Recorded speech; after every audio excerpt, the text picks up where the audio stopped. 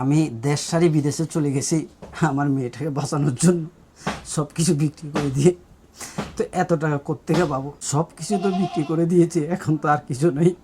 শাকিল ভাইকে অনেক রিকোয়েস্ট করে বলে আমি আবার আনছি, কিন্তু সবাই তো আমাকে বারবার হেল্প করবে না আমার মেয়ের জন্য। তো যদি এরা আমাদের দেশে তো করতেছে, যদি বাইরের দেশে এগুলি করে তাহলে আমরা কোথায় যাব? আমার মেয়ের পিছনে যদি এরকম 10 বার 12 বার চিকিৎসা করতো, আমার এই ছোট্ট মেয়েটা বাঁচবে? বাঁচার জন্য সব কিছু বিক্রি করে দিয়েছি।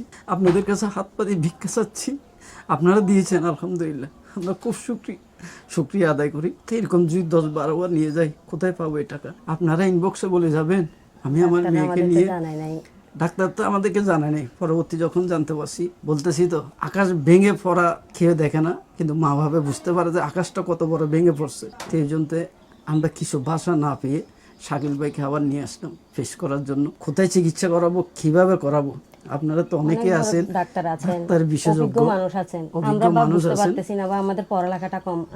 আপনারা অনেক হাই সোসাইটির পড়ালেখা বিলিম করেন, যেরকম মানুষ আসেন, আপনারা জানেন আমার এই বাচ্চাটাকে কি করলে, কিভাবে করলে আমার বাচ্চাটা সুস্থ পথে আসতে পারে।